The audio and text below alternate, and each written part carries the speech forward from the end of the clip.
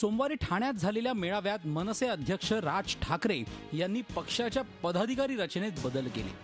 त्यानुसार मनसेच्या विद्यार्थी संघटनेचे अध्यक्ष आदित्य शिरोडकर यांना सरचिटणीसपदी बढती देण्यात आली.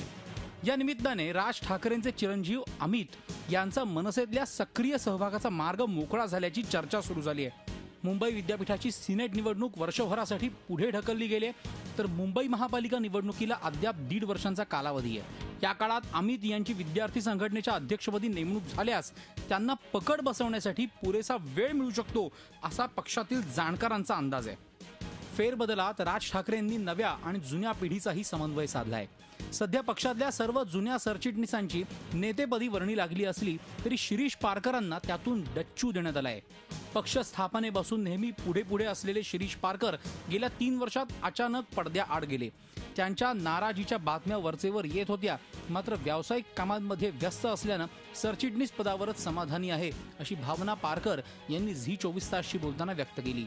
फेरबदलानंतर पक्षाच्या महिला सेनेतील धुसफूसही चव्हाट्यावर आली आहे. उपाध्यक्ष शिल्पा सरपोतदार यांना पदावर कायम ठेवण्यात आलंय, मात्र अलीकडे त्यांना पक्षाच्या कार्यक्रमाचं आमंत्रण दिलं जात नसल्याने त्या अस्वस्थ झाल्या आहेत. सोमवारी ठाण्यातील मेळाव्यातही बोलावण्यात न आल्यामुळे त्यांच्या अस्वस्थतेत भर पडली होती.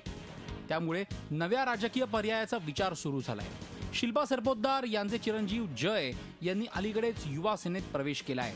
लोकसभा आणि विधानसभा निवडणुकीतल्या अपयशानंतर पदाधिकारी रचनेत फेरबदल करून राज ठाकरेंनी भाकरी परतवली खरी, पण ती करपली नाही म्हणजे मिळवलं. दिनेश दुखंडे, झी मीडिया, मुंबई. झी 24 तास रहा एक पाऊल पुढे.